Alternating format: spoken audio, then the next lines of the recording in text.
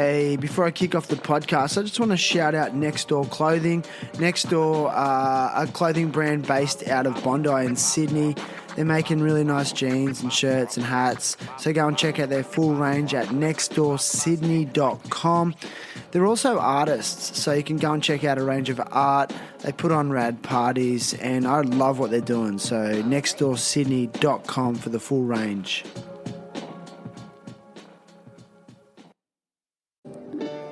Intro music. What do you reckon, Ryan? Intro music or no intro music? I reckon, yeah. It's recorded by past guest Phil Studley.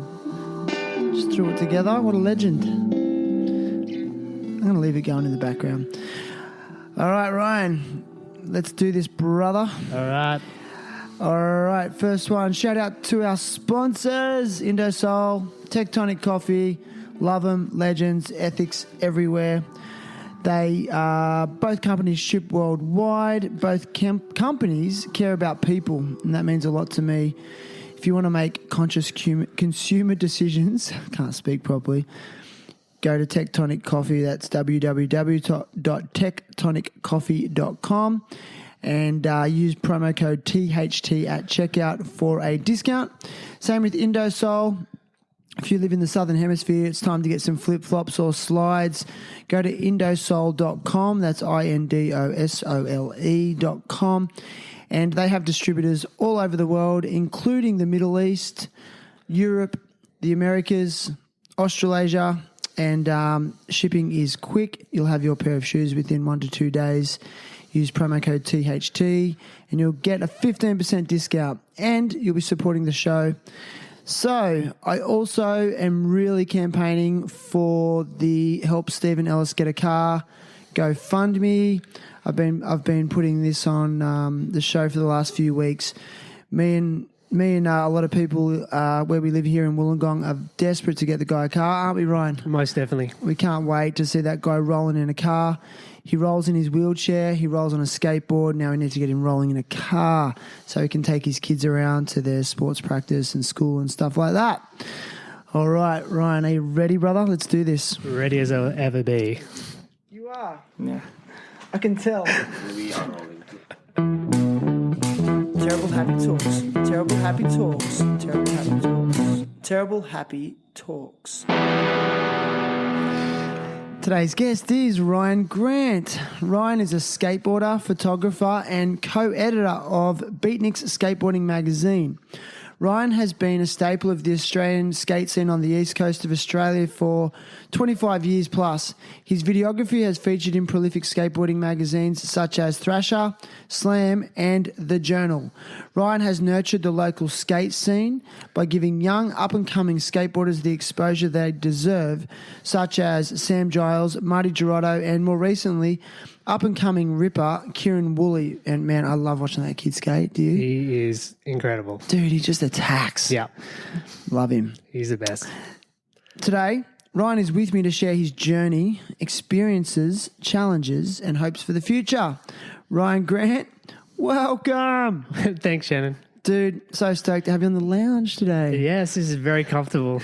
I've got some fruit and coffee, mineral water. I'm living. Oh, dude, I'm so stoked. I don't get to record a lot of podcasts from home because I really believe in being mobile and being in a space that's comfortable for the guests. So, it's very comfortable. Thanks for coming over, man. Oh, thanks for having me. So, tell me about the last week of your life. What's been going on in the life of Ryan? The last week of my life, it's usually a busy time of year for us for work.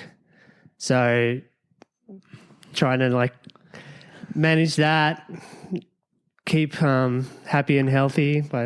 I'll surf, I'll skate, try and surf most mornings. Nice. My boss is a keen surfer as well. It's kind of part of my work life sometimes.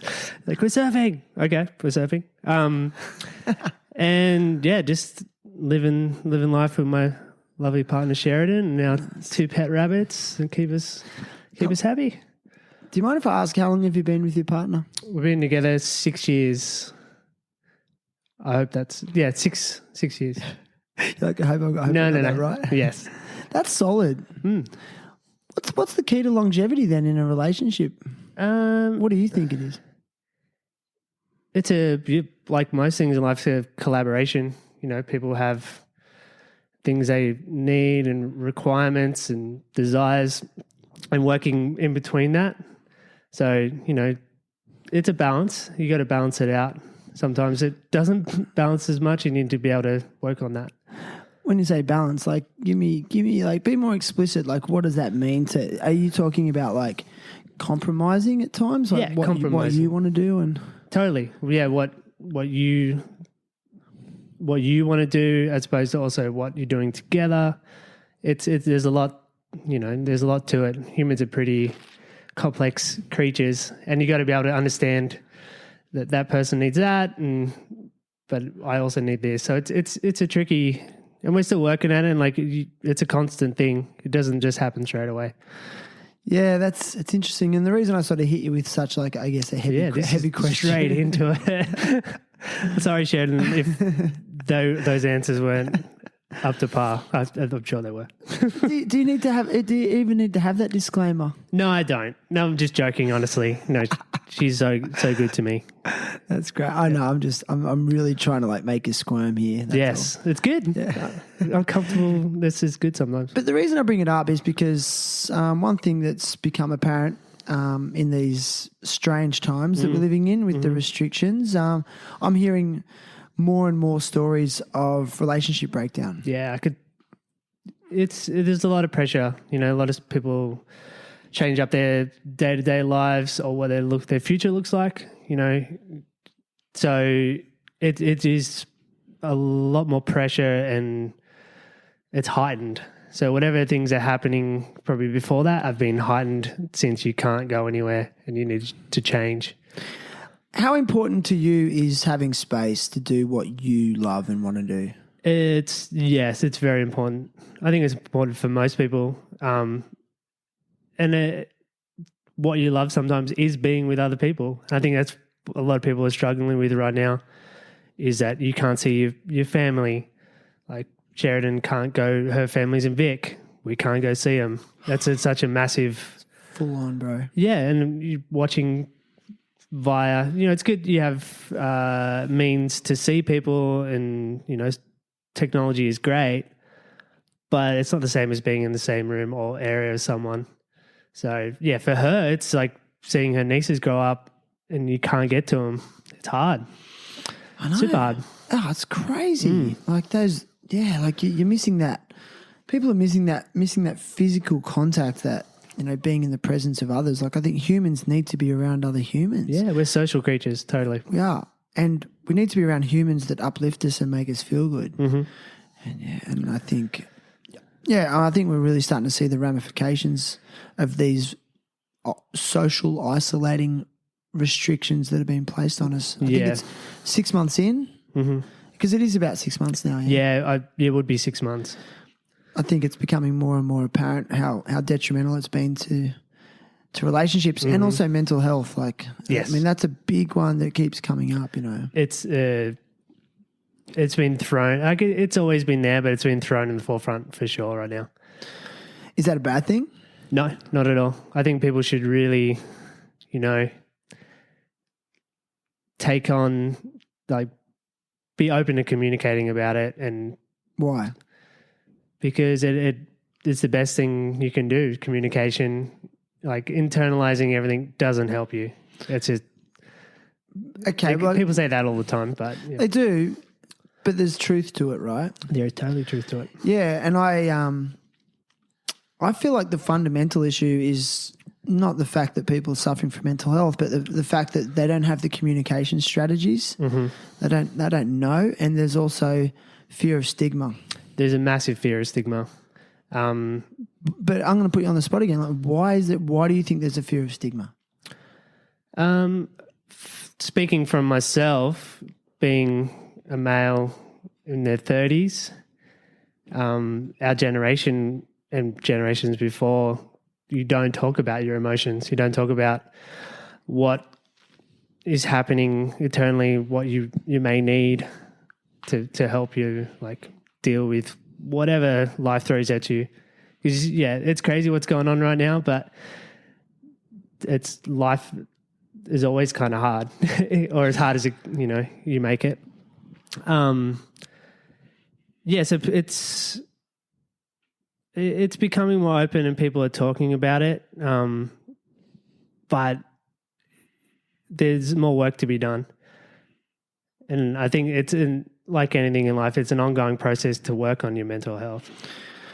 Like it is to exercise your physical body? Yes. That's what always spins me out. It's just like, like there's no stigma around getting a personal trainer. Yep. There's no stigma around going to the gym, but the second someone says, "Oh, I want to go see a psychologist," it's like, "Oh, like what's wrong with you?" Well, it's like, "No, well, what's right with me?" Because I'm being honest to address the shit going on in my head. And there's a lot of shit going on in our heads. Yeah, your brain's a muscle. It's a muscle. Yeah. Well, you use it or you lose it. And if you don't treat it correctly, its health can deteriorate. And it's sometimes you can't do it by yourself sometimes. It takes a point where you need to see someone else who's a professional and who can help you. And speaking on my own, like I do have seeked out professional help, and it is the best thing I've ever done. That's right now. Well, it's one of the, there's other things in my life that have been the best thing I've ever done, but for that aspect of my life, yes. I mean, that's so rad that you've just said that. I feel like for a lot of people, just to hear that level of honesty is like super healing. Yeah. Because it reduces isolation in their, like mental isolation. And I think a lot of people, in my opinion, retreat into a mental isolation because of shame. Yep.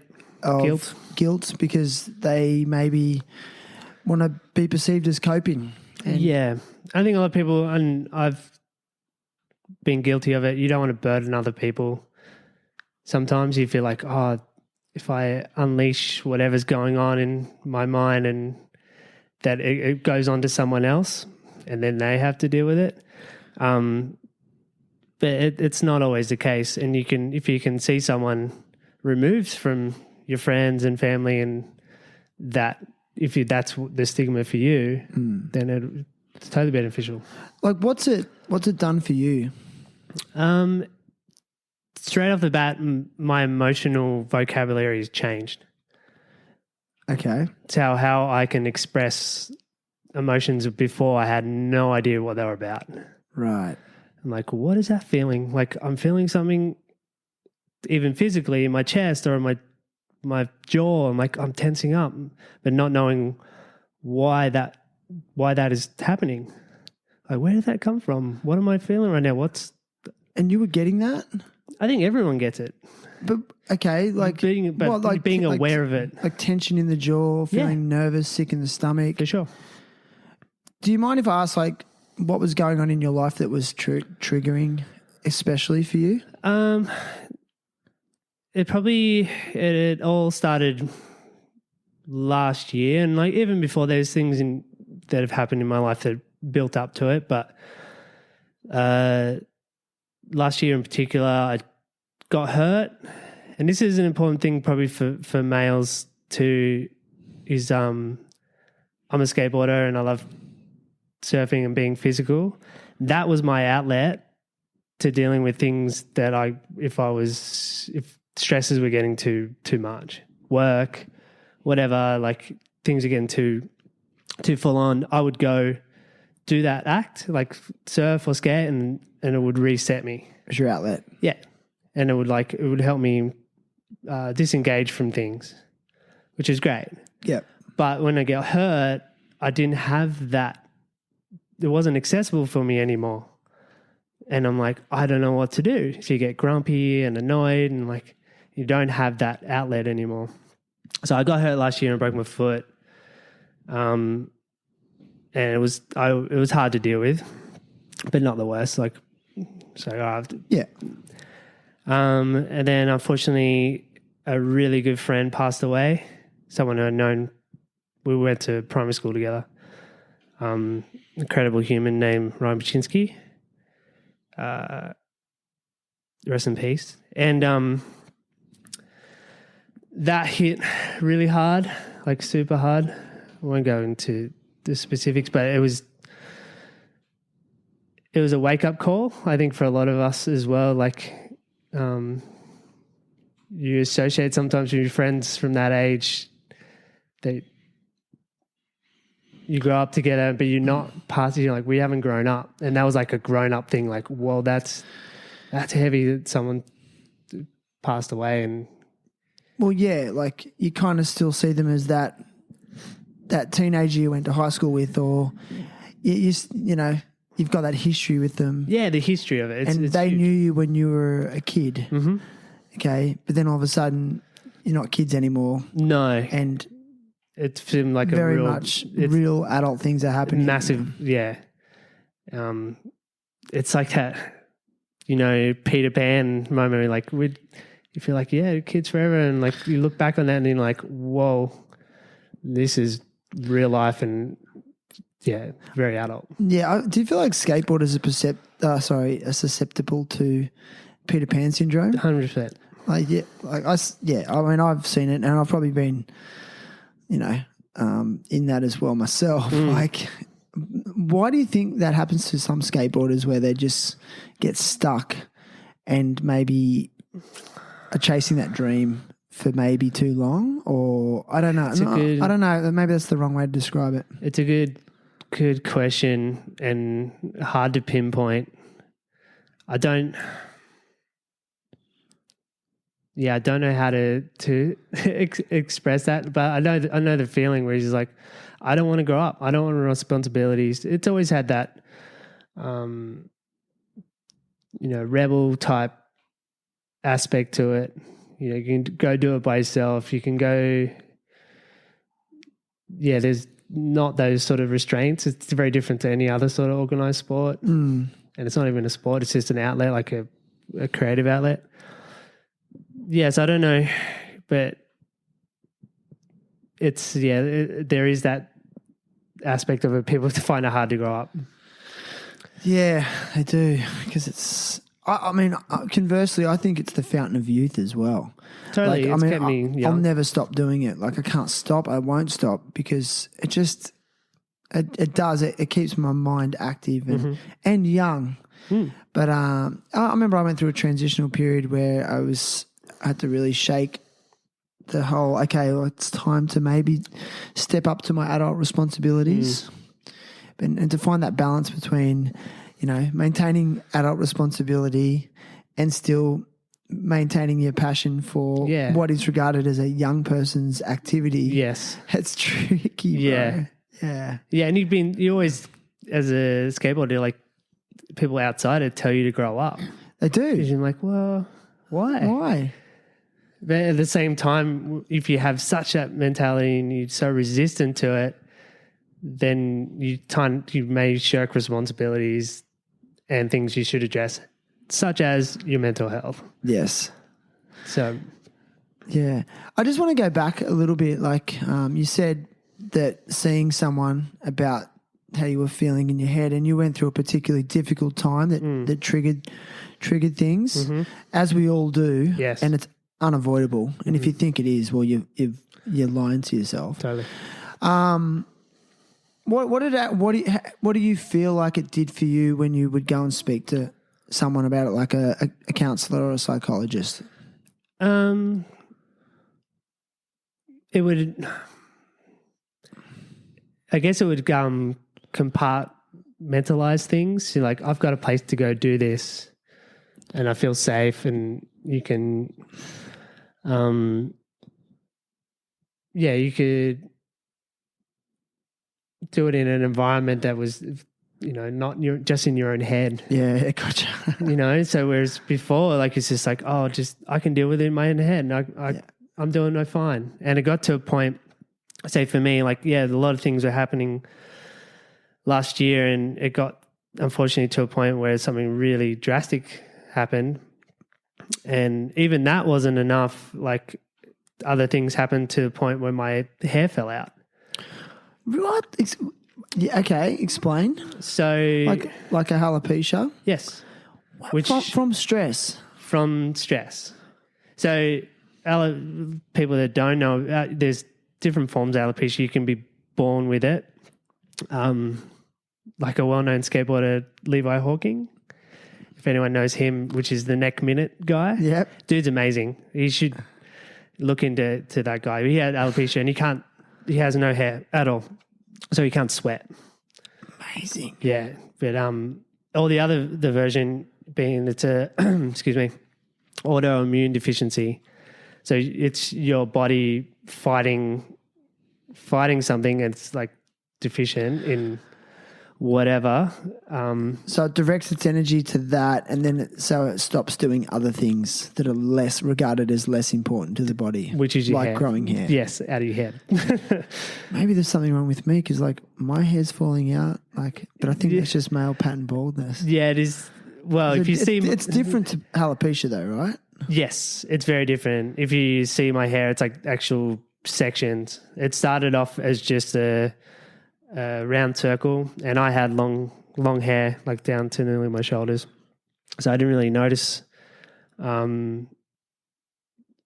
straight away. I was like, oh, that's kind of odd. And I've also I've hit my head a couple of times surfing that I've had to have parts shaved and put stitches in. I'm like, is that where I did it before? Maybe it's to stop growing. But then it got worse. It kept showing up. So that was a sign, and Sheridan, my partner, was like, you need to, there's something not right here. You need to address it. You need to work on it. And that's where it started. All right. So your girlfriend was quite integral in identifying that as a deeper issue? Yes. Cool. Yeah, she knows me so well, and she's also works in a field being a social worker, that being aware of those kind of those issues. Yeah. I got a question for you. It's a pretty direct question. I guess what I want to get to is, do you feel that mental health is is it an immediate fix, like an injury that can repair after a certain amount of time, or is it an ongoing practice? It's an ongoing practice. So have you resigned to the fact that it's something that you'll need to work on for the rest of your life? Yes. Okay. Definitely. Yeah. There's things out of your control, say like a major event, someone passing or whatever that can trigger things for you, or just a build up of like day-to-day stuff where you're not addressing work-life balance or whatever. So yeah, it's definitely an ongoing process, and I've only just started it, to be honest.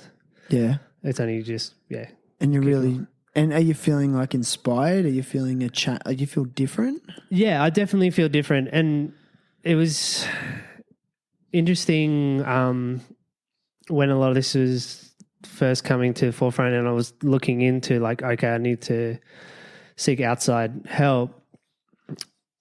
It went back to skateboarding for me. There's a skateboarder from Scotland named John Rattray, and last year a young, really good skateboarder from England passed away from suicide. It was Ben Ramers. Yeah. And I'd met Ben. Had you? Yeah, as a little kid. The Vans UK team came to Wollongong, and they were doing this weird bus tour with about 12 kids. They were like, I don't even think anyone was over 15. So they were on this, but there was a kind of like a reality TV show too. They were filming the whole thing, right, which was way early on for reality TV. Yeah. Especially for skateboarding. Anyway, they'd come through and they had contacts here, and I worked at a shop at the time. What was that shop called? Monday? Extreme. Extreme. Yeah. I worked at Extreme for quite a few years. So one of the guys who was on there used to work at Extreme, and he hit us up saying, we need some spots. I'm like, oh, cool. So I had the day off work, and we had some spots in Wollongong that we could go to any time of the day. So we met him there, and it was you could tell that he was going to be really good. He was such a quiet, shy kid and very naive, like hilariously naive, because we would just mess with him and like, oh, there's spiders everywhere that could kill you and stuff like that. And they would freak out, and him especially, just like, what the fuck? So anyway, like I met him there, and unfortunately he very suddenly, which it always seems very suddenly, passed away, and it was suicide. And it triggered a lot of things, I think, for not the skateboard community, but also outside of that. And going back to it, John had his sister had passed away from suicide as well. Gotcha. So his mission was to like address it and bring it up and talk about it to try and reduce the stigma, but do it through a means which, it's called. He has a thing called the predatory bird. He's such an intelligent, like he's very intellectual. Okay. And which I love. And I'm like, that's cool, because a lot of skateboarders think, oh, skateboarders aren't smart. They're smart. They look at the world differently, and some of them, are they have a heightened intelligence. Anyway, so he decided to do something about it. And so he had this thing called the Why So Sad mission. Right. And he would do long rides and meet with people who were struggling with mental health, who were like skateboarders, but not always. And just to bring awareness about it and to break down some barriers. I personally feel like those barriers are very much being broken down. Mm-hmm. Like it's definitely changed, and the stigma is changing, but it's still there. Yeah, totally. And I don't think it's ever going to end. I think it's going to have to be continually talked about and raised. Yeah, I think it's all so personal, which makes it so hard to talk about. Like doing this now, it's like it's a very vulnerable thing to talk about. How do you feel talking about it right now? I have, reservations about it. You're like, oh, what are people going to think? And is this too much information? Am I sharing too much? That comes in. But then going back to what, say, John's doing, and like that helped me. It totally helped me seeing someone doing something and going, this is happening to all of us. Yeah. So you identified with it? Yes. Yeah. Yeah, see, and I talk about this a lot, and I think you and I were talking about this before the show. So what you're effectively saying is that he was brave enough to share. So he was brave enough to share and go, listen, I struggle with this, so I'm going to share my story and share it. Yeah. And I really believe in that formula of like when you share honestly and openly, someone will identify with elements of what you're sharing. Yeah. And that in itself is healing. Mm-hmm. So I really feel that the solution to a lot of this problem is as simple as being honest enough to share. Yep. And you just said, oh, is this too much information? Well, I guess my question to you is like, how honest is too honest?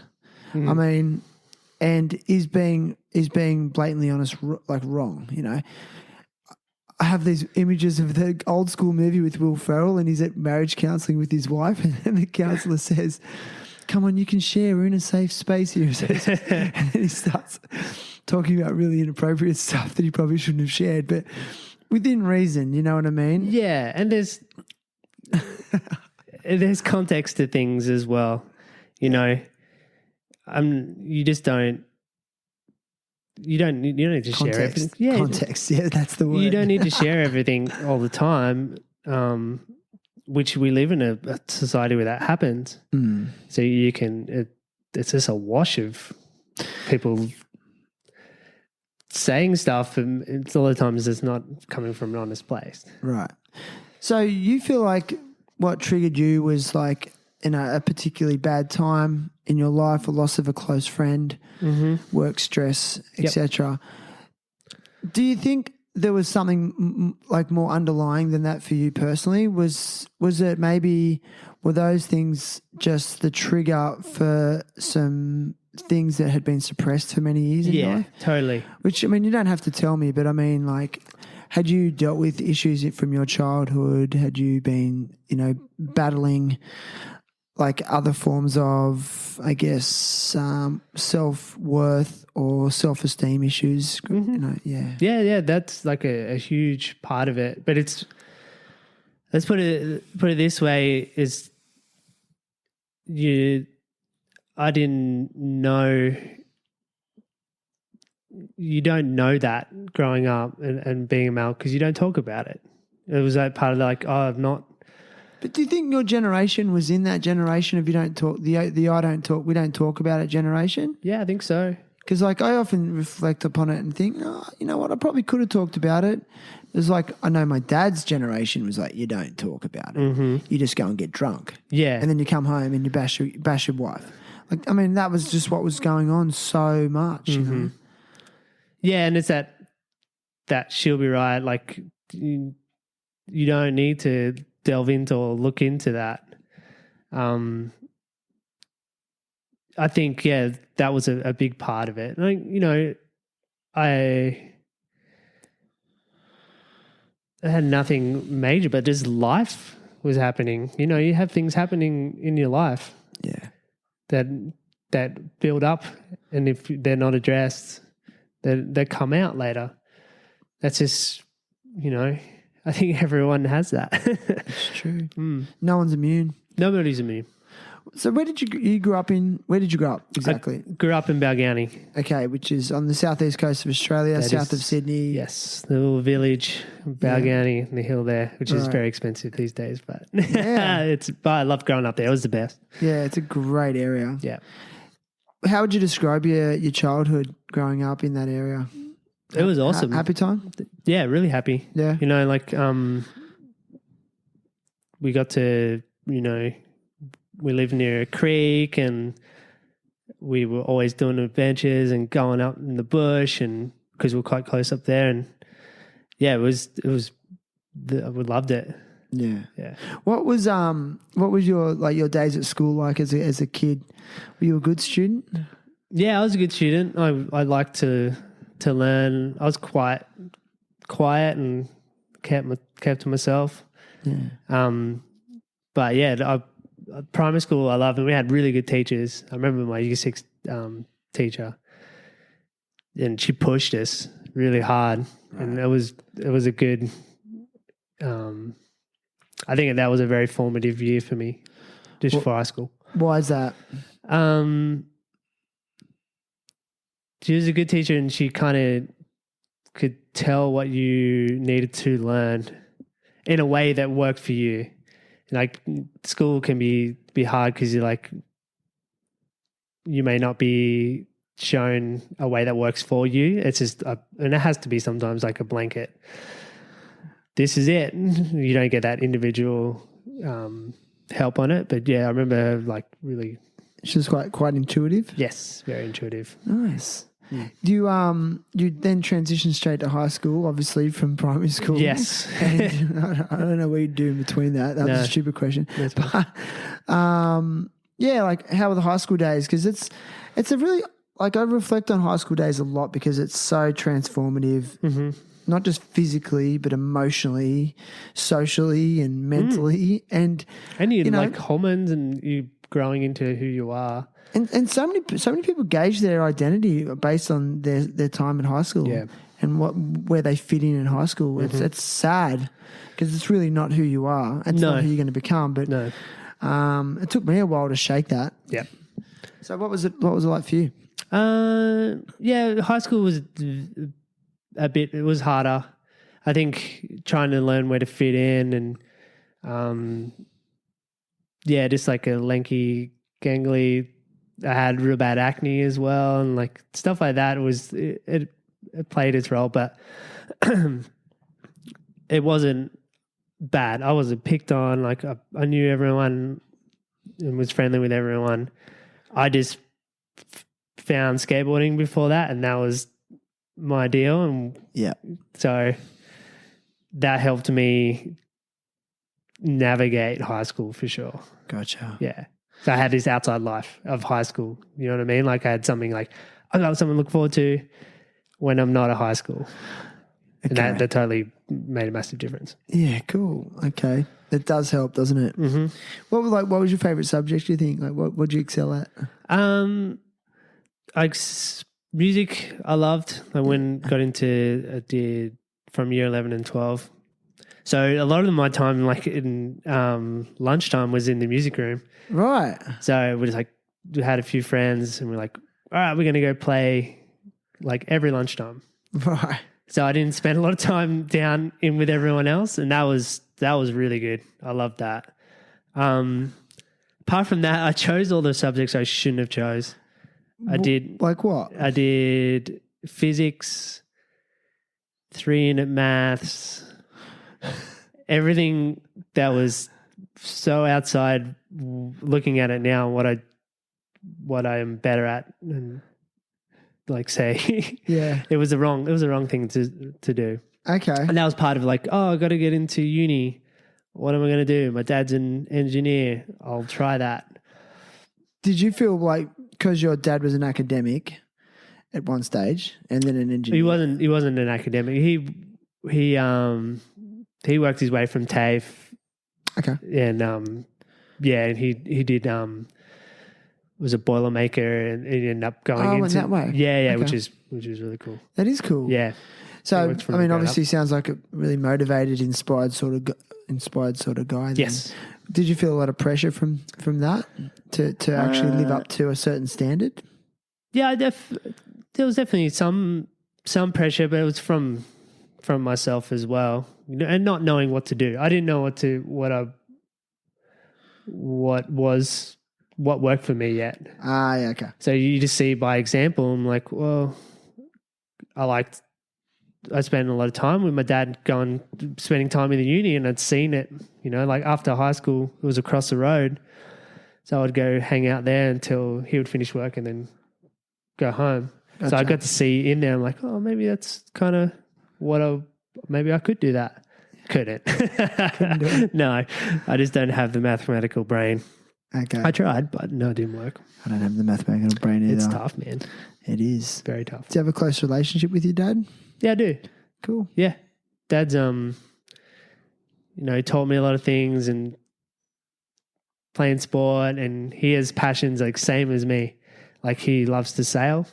Gotcha. And ride his push bike. He's really into riding.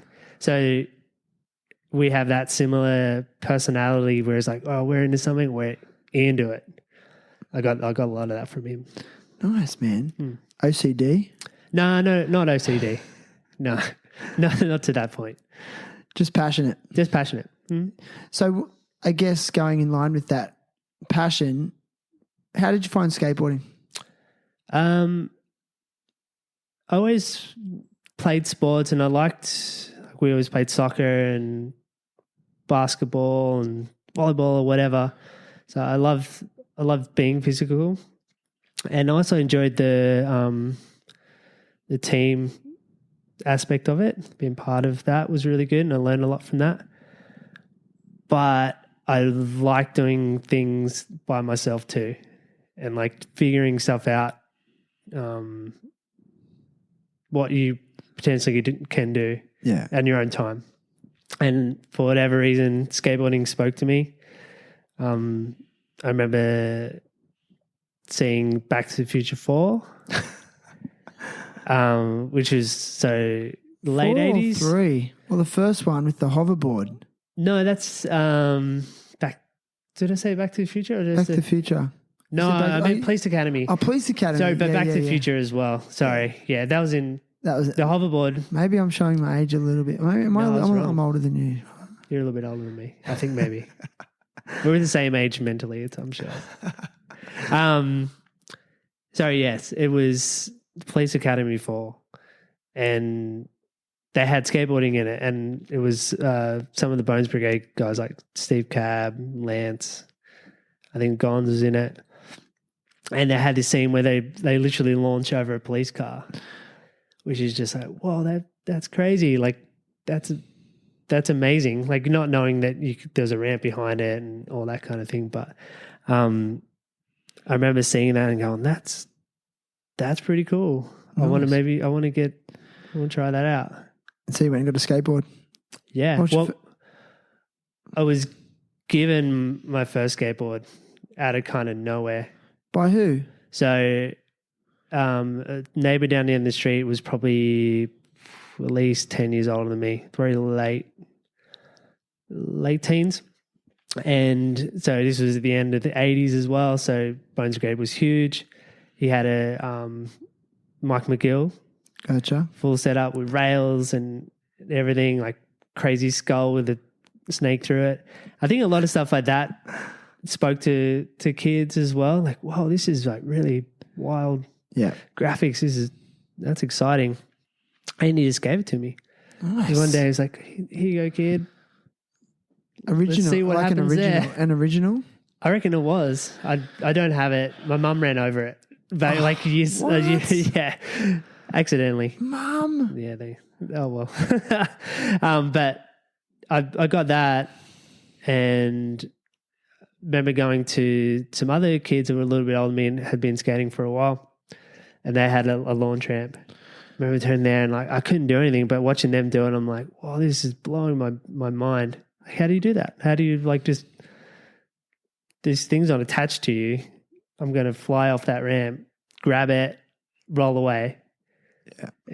Yeah. It seems very, especially at that age. I was only 8 or 9. That's pretty wild. That's pretty cool. Yeah. I mean, I had the same moment when I first seen a skateboard. I was like, what the hell? And I cringe at some of the old boards that I threw away that I wish I kept, like originals. I'm sure so many people do.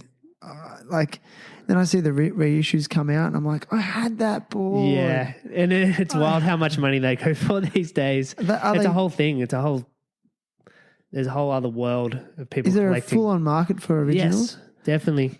Wow. Like thousands of dollars for like certain Tony Hawk ones. And it's definitely a thing. Crazy. So I guess through your teens you were like you found this passion and thing you were really into, and from that did that create like a really good social circle of friends that you developed, like other skaters and good bond? Yeah. And did you feel like it was a place that you really fit? Definitely. It's where like I've found friends that we're still friends with right now. Okay. And after all those years, it's like a bond. You're learning things for the first time together, and you can push each other and think outside the square. And we had a little crew in Balgownie. We were called Balgownie Village Skaters. There was 4 of us, it goes back to like we're thinking like we're like gang. Not like a gang, but that's what the Bones Brigade was. Like they were a group of dudes, like a family. Yeah, okay. You know what I mean? Like, well, all right, we're in it together. That's our version of that. And it was super exciting. My parents were really cool and let me build stuff. So we would always have the jankiest setups in my backyard and underneath the house. And my friends that's where we'd all end up, at my house. Okay. And some of them come from broken homes. They didn't have dads. It's a pretty recurring thing in skateboarding. A lot of people have that outlet. So they would come to our house and my dad was cool and was like, all right, you guys want to learn how to make a ramp? We got tools. Let's go.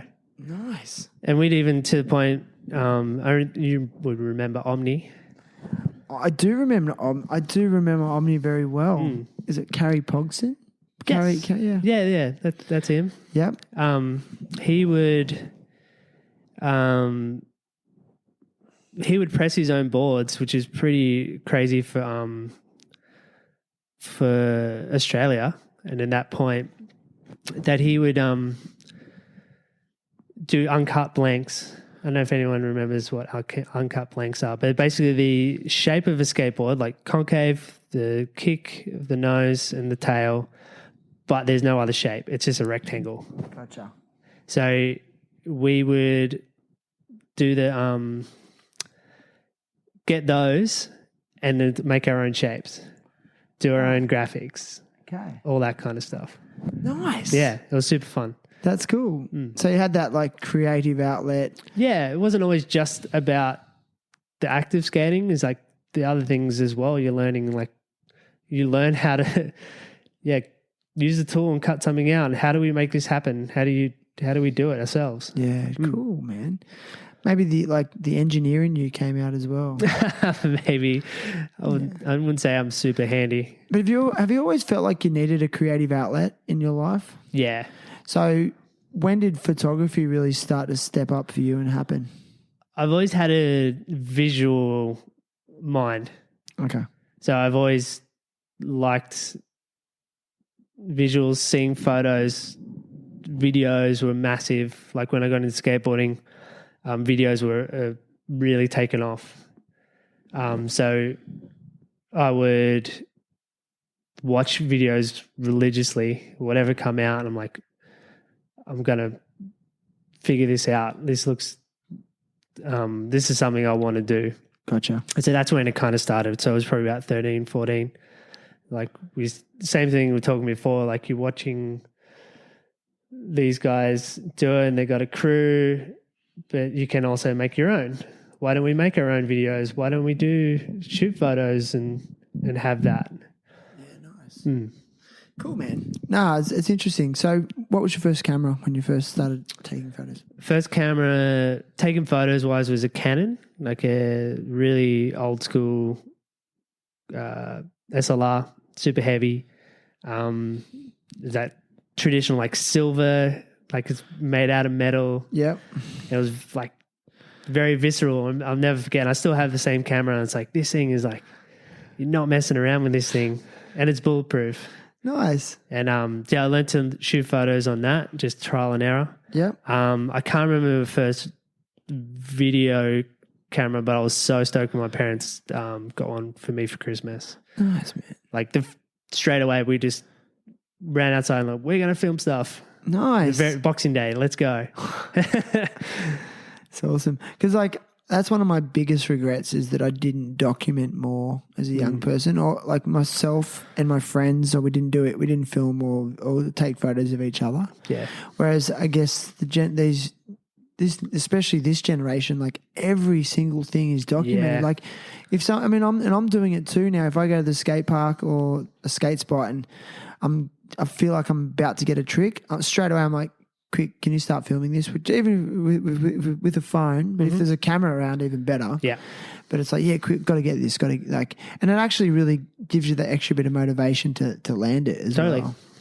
But we never had that. We were just doing it for like, hopefully your friend would see you do it. Yeah. And then everyone would talk about it. And I love the aspect of it too. Like it's a balance. Like we filmed a lot of stuff, but we also just went skating a lot of the time and going doing stuff without a camera. Yeah. There's a balance. Like you can tell when someone's just doing it for themselves or doing it for a camera. So can, dude. And so can. It helped us a lot it helps you to learn and get better. Like I think that's why everyone's so freaking amazing right now is because they can see how things are done. Like it's instantaneous. Like, well, that's possible. Yeah. Because you're seeing it. Whereas before it was very sporadic on what you could see or you would see like that's in video or photo form.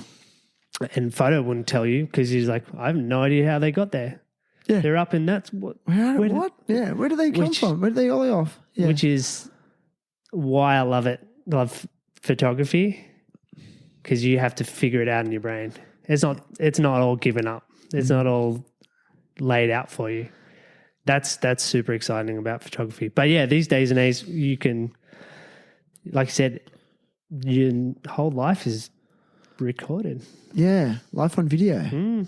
It's great. I mean, and that's why I feel like this personal connection to some pro skateboarders that I'm really into. Like, so for example, my favorite skater of all time is Guy Mariano, because the first video I seen him in was by Blind, and it was called Blind Video Days. And I still think it's like one of the most prolific skateboard movies of all time. Classic. That thing, you know, classic. like the filming, it was raw, and he was like a little Italian kid, and at the time, like I've sort of identified with him because I was little, and I was like, you know, dark hair, darker skin, and I was like, that's me, you know, except he's way better. Like, but I'm like, he can do that shit. Like, that means I can. You know, it's something to aspire to.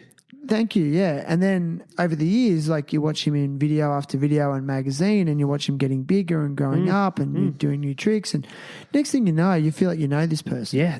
You know, and then that's why, like, just like yesterday, we both found out about Keith Huffnagel passing away. And I really welled up. I feel like I'm going to well up right now because, like I've never met the guy, you know, but I've seen so much of him, and those guys they have such an influence on who you are because of your love and your passion. Yeah, like when they die, you feel it. You know? And I actually also felt it once other time in surfing when Andy Irons passed away. And I'm not even like, I mean, I've been skateboarding longer than I've been surfing, but yeah, I mean, that hit me hard as well. Yeah. You feel like you like you said, you feel like you know the person because their passion and what they do is an extension of them. So someone like Huff, like you could tell, like say by the way pushed or what he was doing, trick selection, you're like, oh, that guy's thinking about stuff. And he's figured out what works for him, and he's doing it the best he can. And then it progressed into other aspects of his life, and to the point where he was well known in street culture. And, you know, like my girlfriend, who is really removed from skateboarding, by proxy now these days, because I'm such a nerd, but she knew who, like you say, Huff, and like, oh, you know, like either know the brand or. Yeah, it's such a wild thing, and it does hit you hard. It feels like we've chatted about it. It's like an end of an era. Yeah, definitely. Like that period of time, it was super important to us, our generation. Yeah. You're like, wow, it's like a part of your past has died. Yep. It's gnarly. But you know, like I heard a stat the other day, and I already knew this, but I heard a stat about communication that 70% of communication is through body language. Then the other 30% is a combination of actually what you're saying, voice. But then there's a percentage that is tone. There's also and there's also a percentage of like emphasis as well. Yeah. And so words are actually a very small part of body language. And I see skateboarding as an expression of body language. And I feel when a skateboarder skates, through his body language on a skateboard is actually expressing his personality. Yes. So I see it as then you're actually not identifying with the skateboarding as much as that you're actually identifying with the personality. Yes. So you're like, oh, I like how he holds his arms. Like he seems calm, you know. Definitely. And I like that about him. Yeah. You know, and I think, again, going back to Andy Irons for some reason, you know, when he passed away, it really hurt me because I've never really liked surf style, but for some reason there was something about his style. It had this aggression, it had this raw edge. Then I'd see him in like surf movies and media, and he was real, and he seemed like a real human who was really struggling, you know, in various ways. I'm like, well, yeah, that's how I feel sometimes. I struggle sometimes, you know. So when people like that pass away, and especially under tragic circumstances as he did, it's like this big slap in the face, like shit, that could have been me. Yeah. That's why you when you're drawn to someone, you relate to them and you see something, whether you can see in yourself or something you want to aspire to be. Yeah. So yeah, you have that, you can feel that connection, which is crazy because like I said, we've never met Keith. Never met him. And we're talking about him like we know him. Yeah. Which is... Although I did see him at a demo once in Queensland. Oh, right. But, you know, there was thousands of people there. And yeah. But you're in the vicinity. Like you get to see him in person, which is a different thing altogether as well. Yeah, it's a strange strange thing to kind of try and figure out and come to terms with, really. He's like, should I feel this way? I'm like, yeah, you're allowed to. Yeah, you are. You're allowed to. Mm-hmm. I like you said that. I really like that you said that you're allowed to, because I do. I think a lot of humans, myself included, spend a lot of time suppressing these thoughts and feelings because I'm not allowed to think like that. That's not normal. That's, well, what the fuck is normal? Yeah. Tell me. There's normal to you, and you should be open to it changing. Yeah. That's, it's been going on since the beginning of time. Things change. We're evolving. De-evolving sometimes. It's true. That you got to be open to it. It's a good point. You got to be open to it, and we'll talk. Like, I think with someone like Keith or Guy Mariano, these people that we're really impressed by. Mm-hmm. When I have been at demos over the years, or come across people with a level of fame. Mm-hmm. You feel this energy off them. There's an aura. That's why people get hysterical. Like, that's why some fans get hysterical and they start the Beatles. crying. And I actually get it, because they're picking up on this energy. And, these people don't find themselves in these positions for no reason. They must have something that's this energy. And then once, years ago, I was talking to a friend of mine who's he's a permaculture guru, actually. And we're having a bit of a deep conversation about, how do we get through this life? And he said, and he's like a really good dude, just living a really simple life. I think what a lot of corporate people would aspire to, he's not he's not chasing money. He's chasing fulfillment and peace. And actually, he's a guru. And he said, you guys move towards the energy. He goes, and I went, what do you mean? He's like, well, that's how I guide my life. If I'm getting a good energy or a good vibe off something I'm doing or people I'm around, well, then I go to that. Yeah. And if I'm not getting it anymore, I just fuck it off and go to the next thing. Yeah. And then he related it to surfing. He's like, well, how do you propel yourself down the wave? I said, he's like, you got to turn back towards the energy and then it shoots you forward. Mm-hmm. I was like, you fucking guru. And it seems so simple when it's broken down like that. But it does. It's so, in this day and age, it's so easy to complicate stuff too as well. You're like, I'm just, I'm going to run and go before I can walk. I'm like, no, take time. You can aspire to those people, but you should come also from within. It doesn't need to go everyone's fallible. Everyone has something they wish they were. It's true. But I just think we're so affected by other people. I think good and bad. And I really feel that we've become too enmeshed with certain people or situations out of a sense of obligation or a sense of or history. Oh, well, we've known them I've known them a long time, or family. Yep. So, and they could be, these people could be toxic, but we feel like this. I owe them. I've known them. I've got to. I should make more time for them because of that. When they're not really serving who you want to be. It's interesting to say should. It's something I think everyone does. So like, I should be doing this, or I should. Do you do it? Yeah, I do it. It's a hard thing to shake or to address that. You don't have to.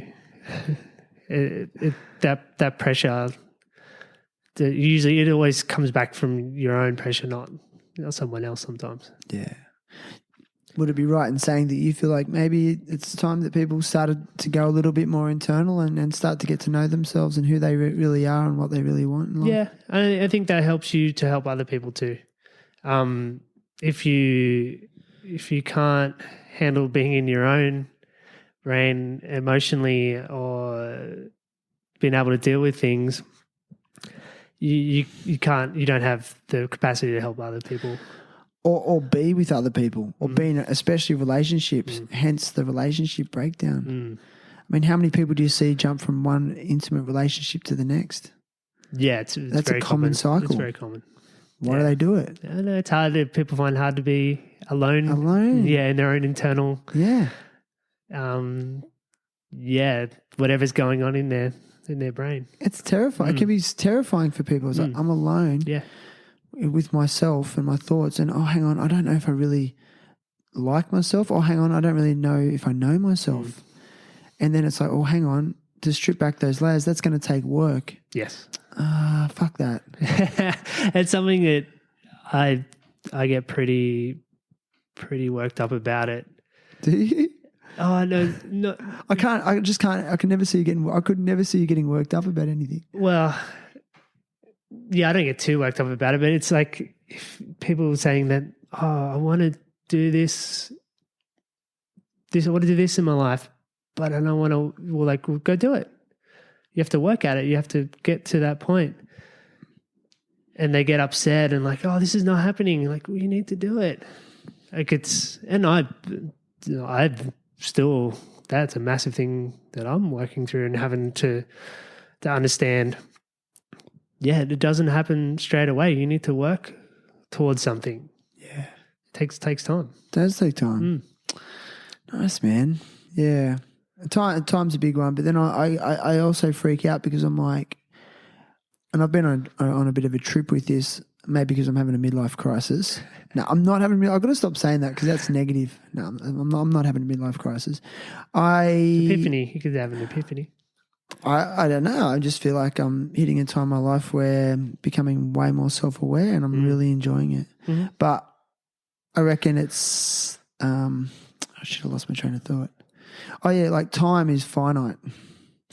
And now I'm actually really, I feel like I'm understanding the value of time and how precious it is. Yes. And that's so cliche to go, time is precious. Yeah. Time is money. But it is really precious. Yeah. And it's prevalent now because I think a lot of people have more time. Because of what's happening in the world right now. Like it's the pandemic it's kind of closed that outward like, and I got to go overseas, or like that thing of that escapism. You're back into like the world's a lot smaller. Yeah. That it's trying to figure that out as well at the same time. Yeah. Good one, man. Dude, I just feel like we blacked out for half an hour. Like we've already been going an hour, and I'm just like, wow, that last half hour went really good. It's good, man. Good, like, really good conversation, Ryan. Like, I'm really enjoying your perspective on things, brother. Thanks, dude. I appreciate it, Shannon. Like, we went through some pretty heavy and complex. Humans are very complex, like, and it's we're all doing it at the same time. We're all in it together. We're all in it together. Mm-hmm. I love that. Yeah. Yeah. And can you tell me, what do you think some of the positives of the pandemic are? For me, it's brought it back into like the simple things, like you can do amazing things within your area and you don't have to, it's just brought everything back into perspective and a little like closer, like say relationships, and you have time to invest in other things that you may be been putting off for quite a while. Like people like gardening, or cooking. That's cool. It's amazing to go back to, you have to do it and learn to do it. It's true. I was talking to a friend of mine in Bali, Tim Fidgel, who was a past guest. He was one of the administrators at the Green School in Bali for many years, and then he created this non-for-profit organisation off that supports local farmers and communities to grow their own food. Yep. Now, that was just like a little side thing that sort of grew to support the community, but everyone was always doing okay because, there was always the financial income from tourism in that country. But he said, I spoke to him the other day, and he's got an awesome new initiative that's in line with that, where people can fly over or go to Bali and do a gap year and learn how to grow their own organic food and food farm and rice farm. And he said, in Bali, for example, they're really struggling. Like they're in. Yeah, it's a massive we think we've got problems, but mate, they're struggling to get food on the table across the board. Yep. The only people that are okay over there are like expats who just have lump sums of cash to support them through this, but everyone else is just like living from, day to day, food in the belly. And he said, it's more important than ever that people need to learn how to grow their own food. He goes, I don't want to sound apocalyptic, but it's actually becoming like, at first it's like, oh, wouldn't that be nice to learn how to grow your own food? Oh, but who's got the time for that? Was like, well, guess what? People do have the time for it. And guess what? People are going to actually start to really need to do it again. Yeah. So by necessity, exactly what you were saying. Like, that's what I think is a good thing that's come out of it, is that it's stripping us back to some of the basics. Yeah. And I mean, we're in our country, and I'm going on a rant here. I'm sorry, I don't like to talk too much, but everything seems okay here right now. Yeah. But I don't know how long that's going to be sustained, because at the moment the country's spending money that they don't have. Yeah. The uncertainty is huge right now. And what is going to be the knock-on effect? What are going to be the long-term ramifications? At the moment, we're all in cruise mode. Everyone's getting stimulus money. Oh, yeah, we're okay. Where's that money coming from in the first place? Yeah, And when's the real crisis going to hit economically? Yes, I think it's started. It's people losing their businesses already. Yeah, it feels like a holding pattern right now. It's a holding pattern. If you're working and you're moving forward, you're probably not noticing it much, but it's affecting people, like you said, outside of Australia or even within Australia that have been doing it tough, and then it's like hit them way harder. So yeah, it's important to keep that in mind and perspective, that we're not through it, but at the same time trying to be like optimistic. It's not the first time there's been a pandemic or a crisis. It's our version of a crisis. This is happening to us. I've studied a lot of history. I did it at uni, and you look back into what's happened beforehand. They get through it. It's a shift. Like, it's not downplaying it or making it light of it. But, there's a way through it, and if we have to change the way we live our lives, so be it. Do you think we needed to? I think nature's probably showing and telling us that, it's things, that rate of how quickly things were progressing, and we couldn't keep up. You can tell people, going back to mental health, you can't deal with it mentally. It's like, whoa, we're not capable of dealing how fast we have to do things and making money, and like, it doesn't seem sustainable. So nature's gone, oh, let's put a spanner in the works. You didn't think of a disease or what's happening to the planet as far as climate change when we went through the fires. The last couple of years, it's everything thrown at us that you have to kind of think, oh, we maybe have to change things a little bit. Yeah. Or a lot. Sorry, not a little bit. Change how we do things differently. I love that you said that maybe nature's telling us, because again, just before I left Bali, which is notoriously polluted in the air, the atmosphere, with the amount of planes that come in and out of the country and motorbikes, and I was in that last month, like, people were just like evacuating Indonesia. Yeah. And it was like my second last day there, and I had a really strange day. I rode from Canggu to Uluwatu, which can take, with traffic, like an hour and a half in like banked up traffic. But I'm riding down Sunset Road with like two other motorbikes. It was like apocalyptic. I'm like, this is interesting. Get to Uluwatu, go for a surf, and it's like one of the most popular surf spots in Bali. And there's like 5 guys spread out across the whole reef. Now, it's not uncommon for there to be 50 to 100 people spread out, surfing that place on a good day. And I remember I sat out in the water, and the sky was the clearest I'd ever seen it.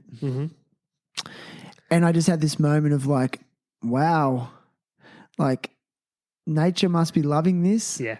the atmosphere. Like the sky was blue and clear, and there was no planes going overhead. Yeah, planes. I was going to mention that. Like, and you couldn't hear cars. I was like, wow, it's just like, it's like the earth needed just a break. yes. Which is a bit out there for me to say, but it just felt like it. Yeah, it's so just thinking about that in a plane, like you would see a plane every day flying over, like a jumbo. Now it's like, whoa, I know, wow, I'm right? seeing it. And we've become so used to those sort of things, and it just not even registering. Yeah. And now that registers, and you're like, oh, okay, then we should register other things that are super important. Yeah. Like how much is going into the environment, and, pollution, how you can change things, because you can change it. You can. But when you think about it, that concept of a plane in the air is so abnormal, really. Yeah. Well, Think about it like it's this big metal contraption with 100 engines. years ago, 120 years ago. It's so normal to us, but it's really an abnormal thing. Like, and there's people sitting in that thing, like eating, shitting, watching movies. Yeah. Like, and It's falling, sleeping. Yeah, so normal. Traveling at, I think they go at 800 or 900 kilometers an hour. Yeah. Yeah. That's so weird, dude. And this period of time has made us think like that. Like, we haven't stopped and thought about where things are going or what's happening. It's like, oh, just do it. Just go. Yeah. And it's a like, just because you can do things doesn't mean you should do things, because it affects it ripples out, like the butterfly effect type thing. And that happens, just because we can genetically modify something, we don't know what's going to happen. So maybe think about it. And so we've been forced to stop and think about it. It's a scary time to do it, but yeah, we need to. Yeah, it's the human nature to progress, which is really cool. And it's often cloaked in, we're trying to make the world a better place with these new things, technologies. But let's step back and go, well, is the world a better place? Yeah, convenience isn't always a good thing. There's still war, there's still famine, there's still, violence. There's, it's so... Prejudice. There's a lot of things to work on. There's heaps of things. I don't want to sound negative with it, but... yeah, like there's a lot of positive too, but I don't know where I was going with that. But that's right. It's we can't solve all the problems, and it's hard to register and to take it in. But we can slow things down, whether you do it yourself or nature's doing it for us. It can help you, like, just be able to understand it. Yeah, totally. Or not understand it. And that's okay too. That's totally good. Yeah, man. I just love that you really talked about going introspective, because it's been on my mind a lot lately. I feel like a lot of people are living unconsciously. They're just slaves to this modern world. They're not really thinking about the decisions they're making. They're not thinking about the behaviors they're engaging in and the life that they're living. They're just like basically programmed in a certain way. Yeah. And then it becomes manifested in often negative or harmful, self-harmful ways. And I don't like to talk about suicide, because suicide is only a very small part of the big mental health picture. It's the extreme scale of it. It's the end, like the far point. Yeah, but it's been thrown around a lot since the pandemic. But I think people need to understand it's still not a common thing to do or for any. So, I just feel like it's the big problem is this. It's being manifested through this degradation of mental thoughts and behaviors. Yeah. So the way people are speaking to one another and the way they're interacting or not interacting with one another. Yeah. And I think that's the biggest harms. They're the biggest harms. For sure. On a deeper level, you know, you can portray something on social media and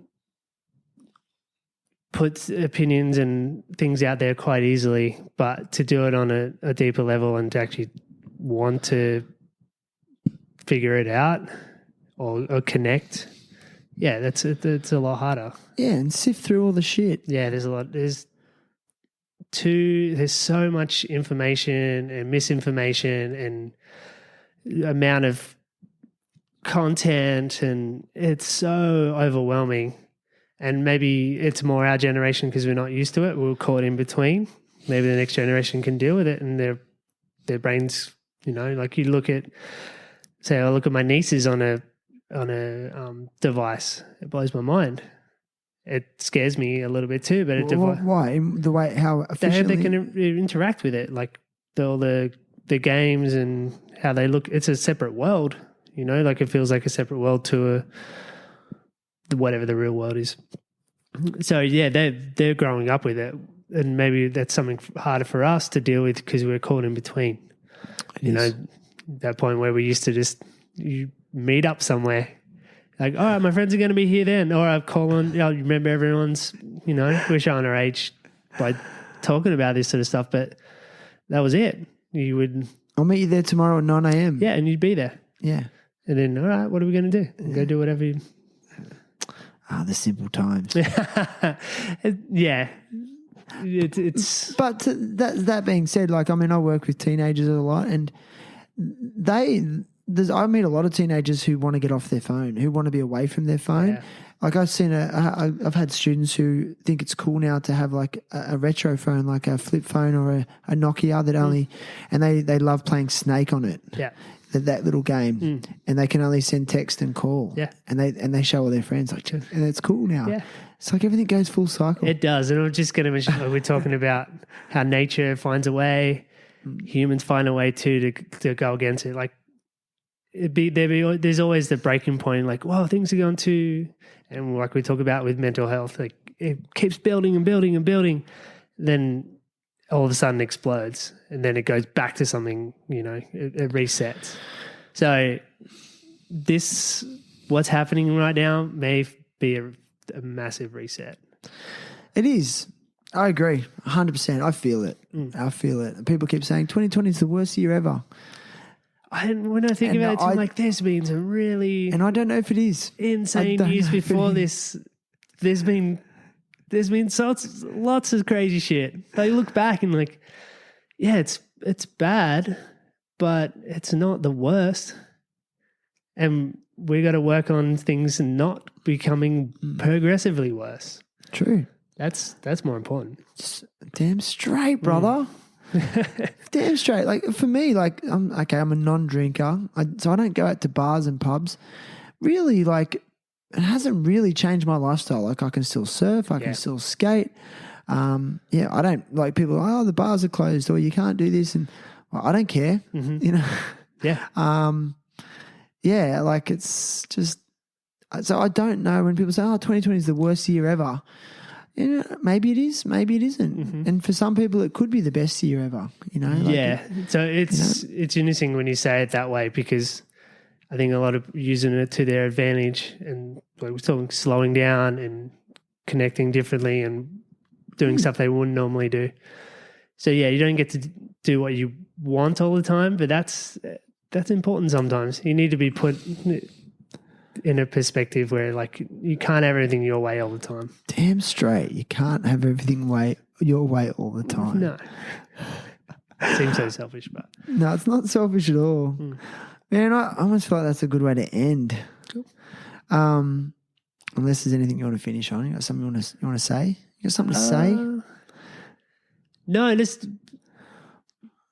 appreciate you doing this, Shannon. Like it's amazing to have someone want to connect and talk to people and figure out what's going on, you know, locally. You know, it's so easy to look outwardly and like, oh, what's going on over there and that. But there's things happening within our community, and on a closer level. And I think people should, be aware of that and invest in what's going on in just your area. It's so easy to go, we got to go expand wider and like what's happening, growing massively. Like, well, bring it back to what's happening within directly to you. I love that because I actually believe that no matter where you are in the world, the core issues are the same. They might be packaged different and the details might seem different, but at the core, we're all suffering the same human experience or thriving in the same human experience. Yeah. So that's why, I don't know, keep it local to an extent. Yeah, and you're doing a great job. Thanks, I think brother. it's really good, Shannon. Thanks, man. Dude, I had all these other questions like I wanted to ask you about like who your favourite skater was. Actually, you know what? Let's do a quick top 5. You ready? Boom. Sure. Short, quick responses. You right? Okay, favourite skater. Ed Hamilton.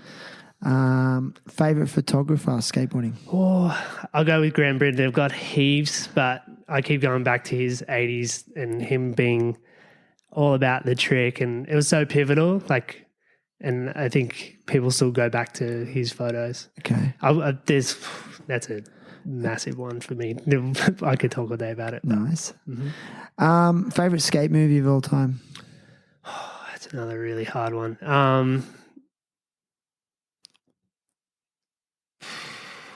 I would go with Alien Workshop ones, like probably Minefield. Just their aesthetic, like it was so visual, and they had their own style, and like it was really well thought out, and the best dudes. They would, I think I wouldn't say, Minefield was one of the better ones, but their whole aesthetic was so good. Kick flips or heel flips? Heel flips. Really? Yeah. You a heel flipper? Yeah. So am I, dude. I hate kick flips. I've always been shit at them. Yeah, I love heel flips. I used to be able to kick flip and then my ankles just Shit at cooked. 'em. Yeah, then heel flips are good. Ironically, I can switch kick flip better than a normal kick flip. That's It's weird. Run it. That's fine. No, my brain's messed up. It's totally cool. Favorite local skater of all time? Oh, I'm putting you on the spot, man. You're going to offend some people. Yeah, it's easy not to talk about anyone so no one gets pissed off. But I would focus. Who comes straight to your mind? I know you love everyone. Everyone loves you too. I do love everyone. And I love the scene. It's so good. I know you do. Our scene. Okay, well, I'm putting you on the spot. The first Barry. one that comes I to would mind. say Barry. Barry comes to mind straight away. Yep. Man, that guy's been around so long. Yeah. So, like, to the point where some people just don't know how long he's been around and how much he's done. Yes, and he's so passionate about it, and to the point where, like, I remember going to the shop, and he would do a grip tape job for you, like this crazy, like, what do you want? All right, I'll draw like flames and like cut out the grip, or he would have these rules like, this is what you can do to make a skateboard last longer, and don't do this because it'll. He's just so ingrained and loved it so much, and you could see it from his skateboarding and what he's done. Yeah, and we're talking about energies and how energies can attract or repel. For sure. I think a true testament to that guy's energy is that when the legendary Tony Alva comes to Australia, he stays with Barry. Yeah.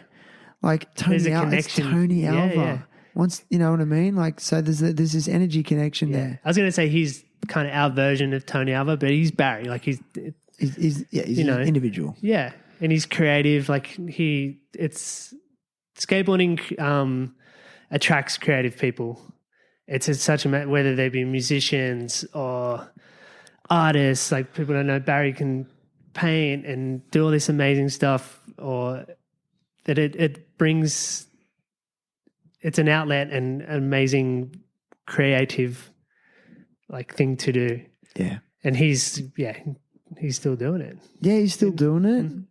It's so inspiring to see that. Yeah. So I think, was that 5 questions? I think it might have been. Yeah. We're losing our minds. 5 quick ones. Yeah. Yeah, no, it's cool, man. And listen, I'm up to that part of the show where I ask all guests to come with a cause. So is there a cause or a charity or a social enterprise that you want to advocate for today? I think we'll go with Stephen. Like that's the hot one right now for us. sure. And it's going to help a lot of it's going to go out wider than just for him getting a car. Thank you. Helps his family, and it will help with him employment and stuff like that. But he will radiate stoke throughout the community and wherever he goes. Because if anyone who has met him, he's so genuine and he has time for everyone. Yeah. But he also like brings a positive, like, you can do it. You can make shit happen. Thank you. Quit yakking, get cracking. That's it. That's what I'm gonna call this episode. Quit yakking, get cracking. Yeah, well, we did talk a lot though, so we did a lot of yakking. Yeah, but like I think you're right with Stoves or Stephen Ellis's GoFundMe. I think it's bigger than him. It's I think it's more symbolic of, obviously these things bring communities together, but I really think at this time in the world and in our community, it's just like we just need this. Like we need something to bring us together, because it's just such a straightforward one. Like a guy who's an amazing skateboarder with a very unique approach to skateboarding because he's a double leg amputee. That's right. I just think it just plants this seed of possibility and inspiration for anyone, even if you're not into skateboarding. Yeah, totally. It doesn't, it's like you said, it's bigger than that. It's bigger than just the one individual. It's like it'll build on things, and it'll help, other people to see that this is possible. You can do it. And set a precedent. Yeah. It's like we're a community, we're a village. And, like I think the true gauge of a healthy society is how we treat the most vulnerable. Mm-hmm. And it's like, well, let's set this precedent. At the moment, we have someone who's vulnerable, who needs assistance, and no one likes to ask for charity.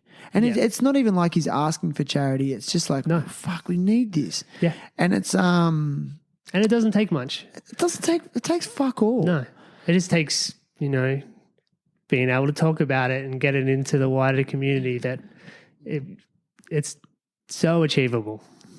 It's very achievable, dude. When he gets that car. Yeah. Dude, can you shoot some rad photos of him? Yeah, I've already been hassling him. It's happening. It's going to happen.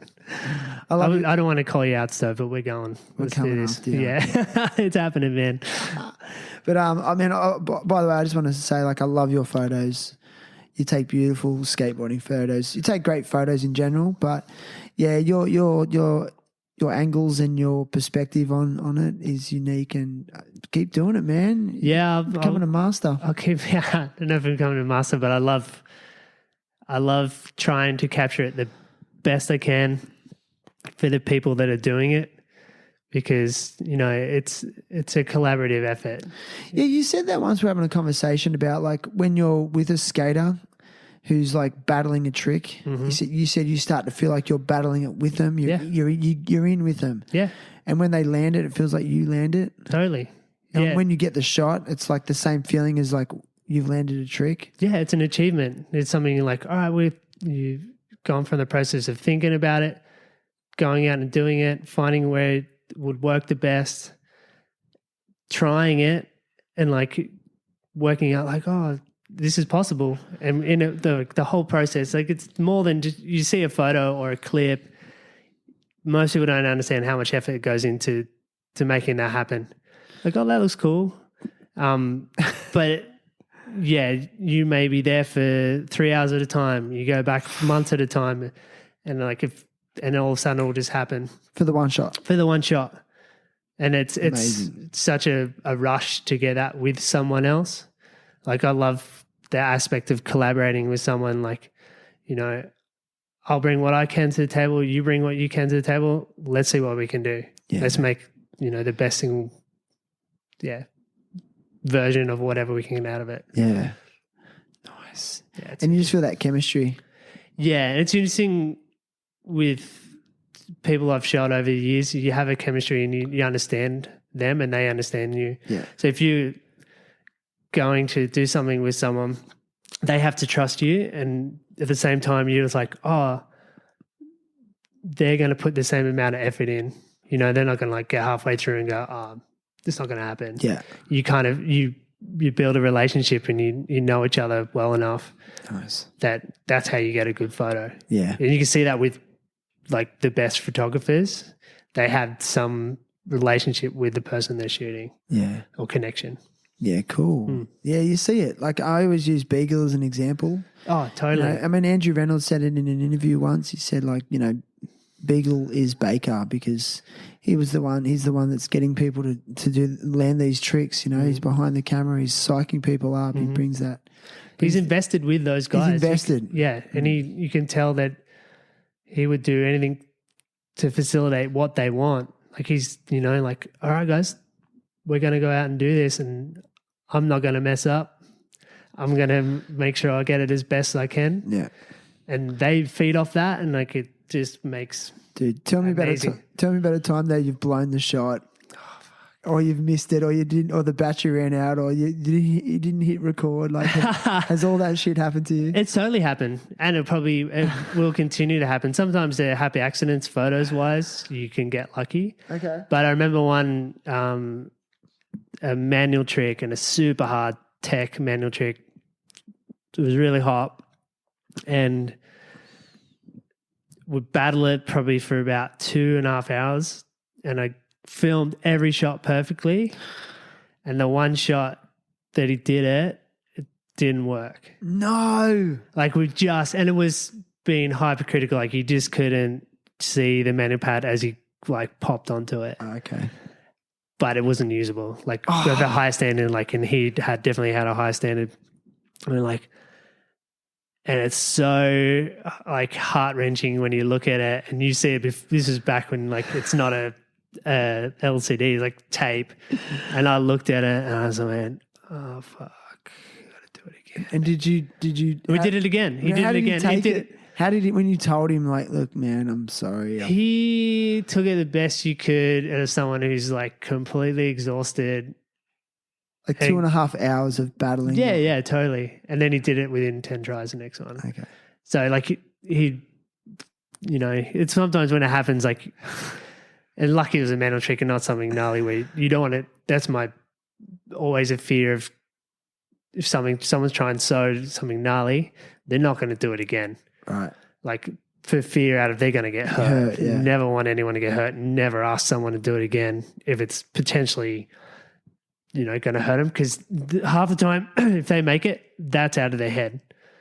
That all that build up and like wanting to do it is gone. And you can, if you know, you've been in it long enough, you can tell when someone's like, I'm not going to do it anymore because I'll hurt myself. Ah, gotcha. So this was lucky that it wasn't a thing that's going to hurt them. Yeah. It's just very hard to figure it all out and do it. But yeah, he did it and that was it. We made it happen. Yes. We never spoke about it. And we were just like, oh, that sucks. And we just do it.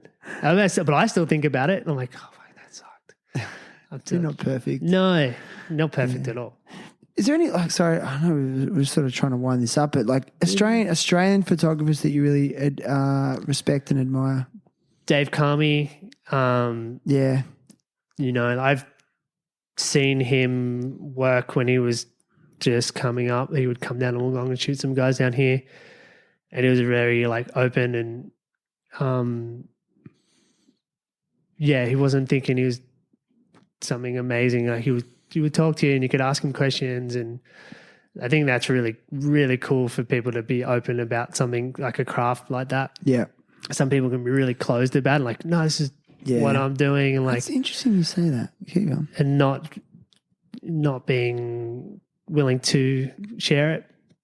And he's done amazing stuff, and you know, from like humble beginnings to like, he's one of the dudes. He's paid his dues. Yeah. Big time. The other one, the Kiwi, they're both Kiwis, but we'll claim them. Why not? Hard workers. Hard workers, totally. The other one is Jake Darwin.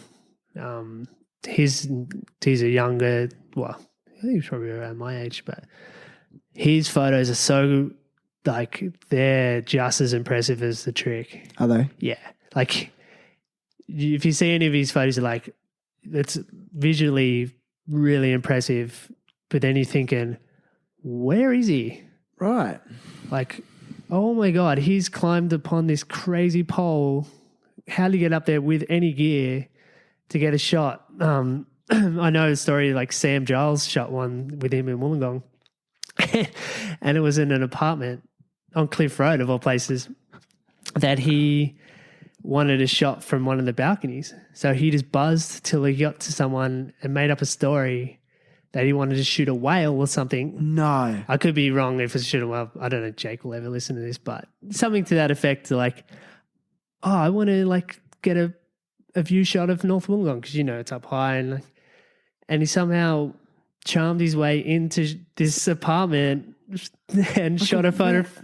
Shot a photo from like stories up to where he wanted it. I'm like, that dude, that's amazing. That's dedication. Yeah, that's how you can tell that you see a photo from him. You're like, all right, he is just as dedicated as that dude doing the trick. Yeah, that's amazing. That's the best shit. That is the best shit. That's those 1%ers, those little extra things. Like he's willing to do that. Those little extras. Yeah. That other people can't be bothered doing or don't want to do, and that's what I think separates the outstanding, the from good to the next level, exceptional, and that's an exceptional way of doing things. Yeah, which is, you know, and it's cool. Like people wouldn't know that story unless. Like, would you do that? Would you like go and buzz random people and? You'd be like, you'd be very. I couldn't do it because of I'd be worried about my work. Right. Like, you know, in a place like this where you don't want to cause too much drama. But yeah, I aspire, like we were talking about, I aspire to go to that level. Like, what can I do to do the best, make it as interesting and as an exceptional as it can be. Yeah, nice, man. Well, listen, bro, it's you're going to advocate for the Stephen Ellis GoFundMe. Yeah. And it's an awesome initiative, and I will put a link to that in Ryan's episode show notes, which you can find on the Terrible Happy Talks website. That's www.terriblehappytalks.com. And you can also find links to your favorite listening platforms such as Apple Podcasts, Spotify, Buzzsprout, Stitcher, Google Podcasts, iHeartRadio, and TuneIn Radio as well. So there's a few that have random ones that have sort of picked it up, which I'm fine with. And whatever works for your device. I'd also be super stoked if you subscribed on any of those platforms, so you get one of those little notifications, or you just know that you're subscribed to me, and you can find out when the next episode is. And that is every Sunday. I publish every Sunday morning, every week. And we're 74 episodes in, haven't missed a week. That's so impressive. Thanks, bro. And let's say it again. That's an achievement, dude. And you reckon? Yes. When do I stop, though? When you want to stop. But to be able to, like, I know a little bit about things, you put in effort and take time and work at it to do it that consistently. Thanks, bro. I'll take my hat off to that. Thanks, man. Yeah. No, it means a lot to me. Keep doing it. That means a lot to me coming from you, because I know you're someone that understands and has put in a lot of work over the years in what you do. So thank you. Thanks, man. But if you wanna help me keep going every week, you can buy me a coffee. And that is a little link on the Terrible Happy Talks website, and you can choose how many coffees you want to buy me, and you'll be supporting the show, keep me going. And a big shout out and thanks to our sponsors, INDOSOLE and TECTONIC COFFEE. Those guys are just legends. So, yeah, bro. Cool. Now, listen, I've got a couple of presents for you. The first one is I give this to all guests. It is the Australian distributor of INDOSOLE will be sending you a pair of flip-flops or slides. Thank you. Just in time for summer. Yes, I know. It's getting warm. So I have to get your size. I'll use them for sure. Big. Yeah. But going, like, speaking about dedication, like Kai Paul, the founder of INDOSOLE, he just kind of believed in me from the start. And, you know, he said, like, what can we do for you? And I said, I want to give all guests a gift. You know, and they've stayed true to that. And then even when we had to leave Bali, you know, he's linked me up with the Australian distributor, and the Australian distributor, Nick Riley, you know, he's sending out these shoes every week to our guests. You know, and they really, it's just really nice to just develop long-term relationships. And I think, like you said, going in line with a lot of things you've said today, I think, you know, long-term relationships are important, you know, and it's really nice to develop those. So thanks to those guys. Yeah. But also, bro, you get the THT Circle logo sticker. I only give these out to people that have been on this show.